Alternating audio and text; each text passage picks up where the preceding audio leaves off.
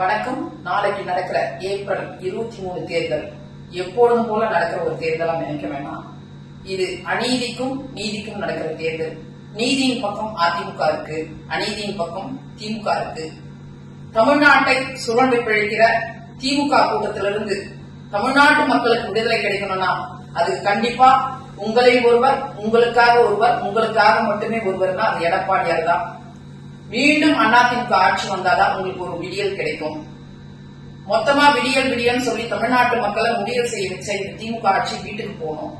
பெண்களுக்கு பாதுகாப்பு கிடைக்கணும், மணல் கொள்ளை தடுக்கப்படணும், கள்ளச்சாராய மரணங்கள் தடுக்கப்படணும், பள்ளிக்கு போற மாணவர்களுக்கு பாதுகாப்பு கிடைக்கணும், மாணவிகளுக்கு பாதுகாப்பு கிடைக்கணும், சிறந்த நிர்வாகம் இருக்கணும், தமிழ்நாடு தலைநிமிர்ந்து நிற்கணும், விவசாயிகள் தலைநிமிர்ந்து நிற்கணும்னா மீண்டும் எடப்பாடியார் ஆட்சிக்கு வந்தாலும் இதெல்லாம் நடக்கும்.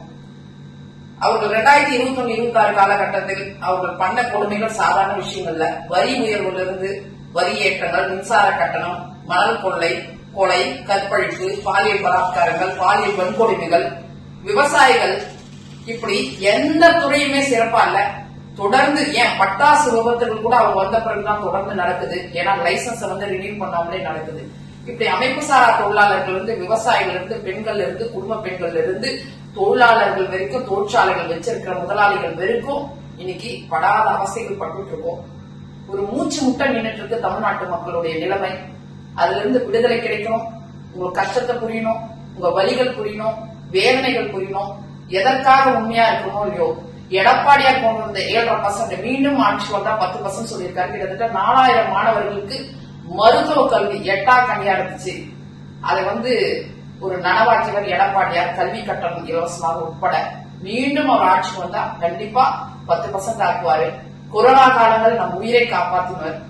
கண்ணின் இமை போல நம்மளை காப்பாத்தி, ஒரு கோழி தன் குஞ்சுகளை எப்படி அடைக்காக்குமோ அது போல அடைக்காத்து நம்மை காப்பாற்றியவர் எடப்பாடியார்.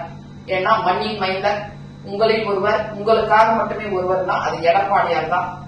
எடப்பாடியார் ஆட்சிக்கு வந்தா உங்களுக்கு ஒரு விடியம் கிடைக்கும். ஒரு இருட்டுல இருக்கிற உங்களோட வாழ்க்கை வெளிச்சத்துக்கு வரும். சிறப்பா இருக்கும் நிர்வாகங்கள், பெண்கள் பாதுகாப்பா இருப்பாங்க. எல்லா திட்டங்களும் அம்மாவுடைய திட்டங்கள் தொடரப்படும். குலவிளக்கு திட்டத்தின் மூலமாக 2000 ரூபாய் கொடுக்கப்படும். கருணை தொகை 10,000 ரூபாய். அது கொடுத்த அத்தனை வாக்குறுதிகளும் சிறப்பான வாக்குறுதிகள். எல்லா சார்பு மக்களுக்கான ஒரு வாக்குறுதி, பெண்களுக்கான வாக்குறுதி. சொல்ல போனா 33% பெண்களுக்கு இடஒதுக்கீடு கிடைக்க கூடாதுன்னு அதுக்கு எதுக்காக ஓட்டு போட்டவங்க திமுக.